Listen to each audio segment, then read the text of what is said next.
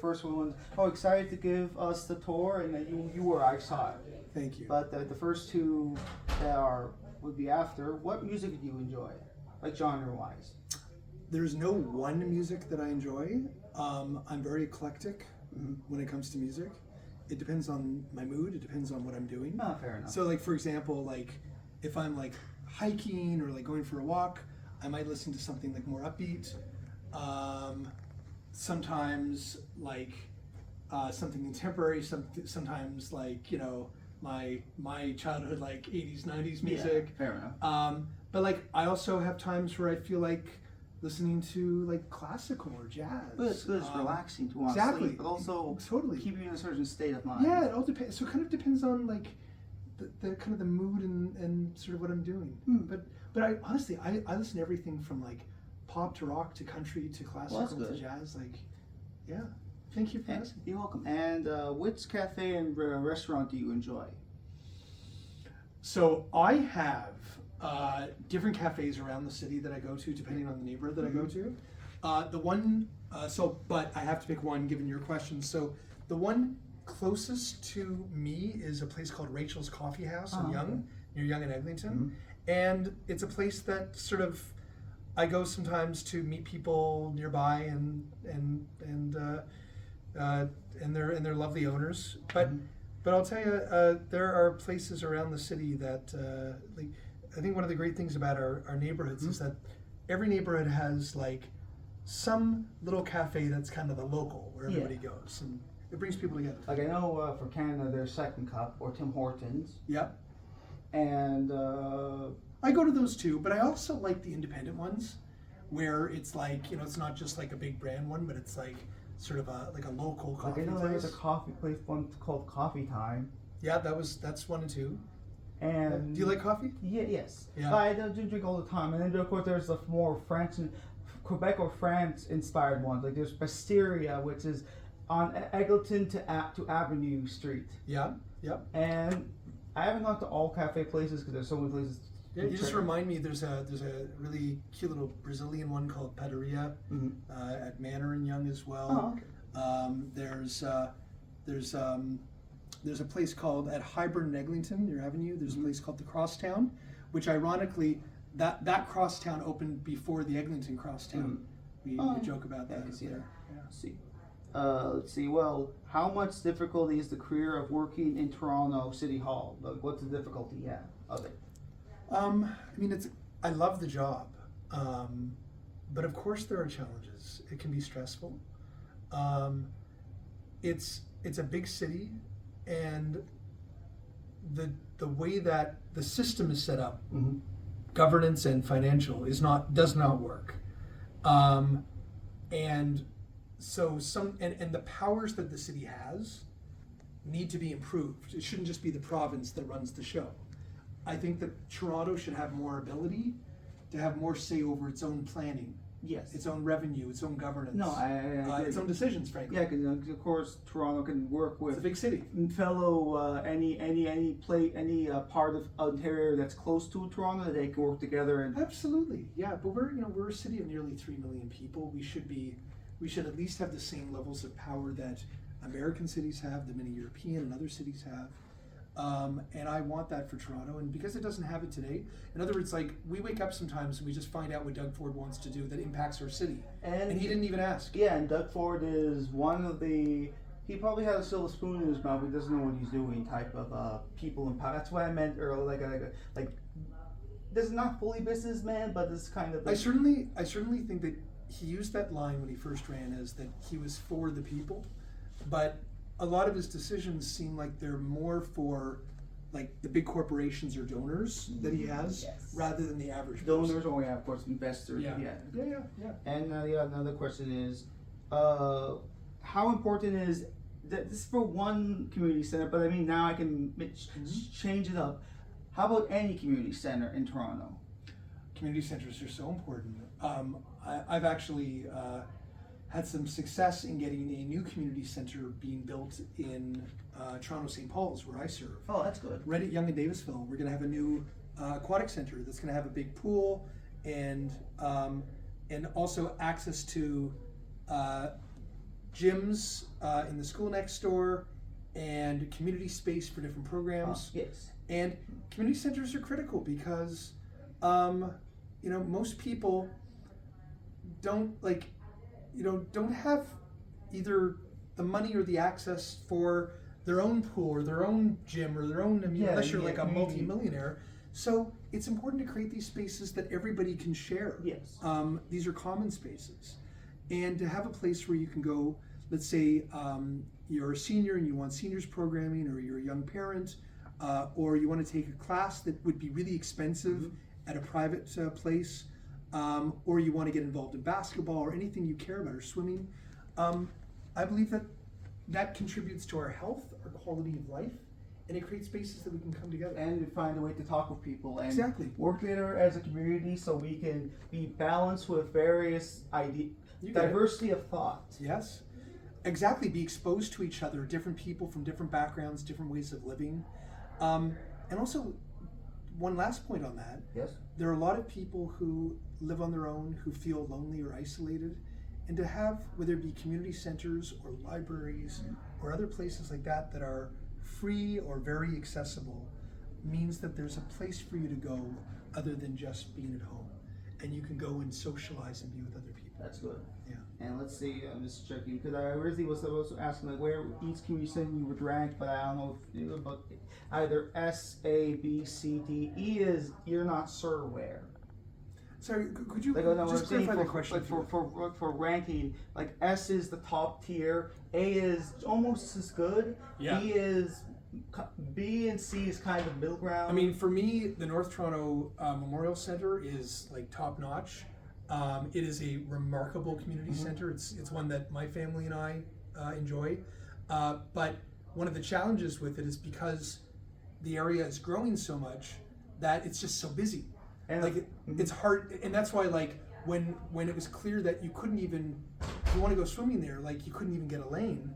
That's why I decided to try to get a new one built, and we are, so that there's more space. And of course we have to make sure, of course, to get along, because we adapt with the internet, because people's views are likely different. There's people saying, oh, whatever's happening with Toronto, and mainly for Canada or Toronto, I haven't seen too many videos of Toronto, but Canada is a mixed bag. You know, I find on the internet, many people spend time looking at things that often support their bias or their assumption about a lot of topics. And I think it's really important to leave all that sometimes, leave the bubble that we live in, and go to places where we can meet people with different views. That are outside. Exactly. But learn also, from each other. Yes, but also make sure there's websites like Ground News where helps you check the echo chambers of both sides. Yeah, exactly. Now, of course, this one was probably already answered. Are there plans to improve public transit in Toronto specifically? Yeah, I mean, there are plans. Some plans have been successful, some plans have not been. But certainly what I've been advocating for is on the existing system, I want to see it safer, more reliable. I want to see it affordable. I want more investment in the state of good repair, so that it's actually functioning, which adds to reliability. Yes. I don't accept that we should have the delays on the subway the way we do. But I also want to see it expanded. We've all been to cities like Tokyo, New York, London, Paris, you name it. I've yet to go to 3 of those, because, like, of course, Tokyo, they have good fast trains. Well, whether you've been there or you just read about it, we're aware that there are big global cities that do have better transit networks than we do. And we're a big city too. And we need to catch up. Our population has grown faster than our infrastructure. Yeah. So I want to make sure that people, no matter what part of the city you live in, including the far reaches of parts of Scarborough, have access to rapid transit. Oh yeah, and I've been to Scarborough maybe once or twice. I have to go more, and of course be careful where I go, because the crime is being worked on to be adjusted, and to mean to stop crime, prevent crime. That's what I mean, to prevent the crime. You know, Scarborough, I think is maybe the most misunderstood part of our city. But I'll tell you, if you ever spend some time there, you will learn. It has some of the best food. It's a very diverse community, lots of great restaurants. Even the New York Times wrote up what a great food scene they've got in Scarborough. But it's also the greenest part of our city. Well, then me, my mom, and my stepdad can go to Scarborough and be able to visit. You would. There are great places if you like going for walks. In the early summer, they've got fireflies in the Rouge Park. Oh, I like to see a firefly. It is incredible. You should go out there. And it's also you're outside and not being indoors, which I have to, yeah.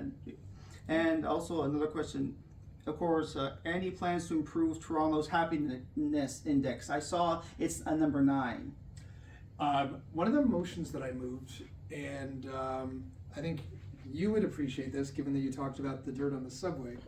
I moved a motion called "Toward a Beautiful City," and what it really focuses on is that we're all impacted by what we live in and what we experience around us. And I believe that our architecture, our streets, the garbage bins, the things we put on our sidewalks, we can do better.